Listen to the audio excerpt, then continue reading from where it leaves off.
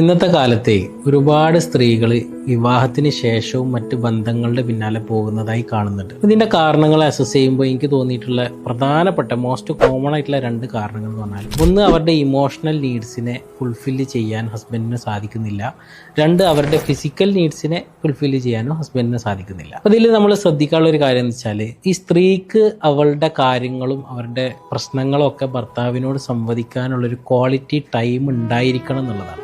Usually അത് ഉണ്ടാവില്ല. Husband രാവിലെ പണിക്ക് പോവുകയിൽ ബിസിയാണ്, വൈഫാണെങ്കിൽ വീട്ടിലെ കാര്യങ്ങളും കുട്ടികളുടെ കാര്യങ്ങളായിട്ട് അങ്ങനെയും ബിസിയാണ്. ഇത് കഴിഞ്ഞിട്ട് രണ്ടാളും കണ്ടുമുട്ടുന്ന സമയം ചിലപ്പോൾ രാത്രി കിടക്കാൻ നേരത്തായിരിക്കും. അപ്പോൾ ക്ഷീണം കൊണ്ട് രണ്ടാളും ഉറങ്ങിപ്പോകും, അല്ലെങ്കിൽ ഒരാൾ കാത്തിരിക്കുന്നുണ്ടാവും, മറ്റേ ആൾ ഉറങ്ങിപ്പോകും.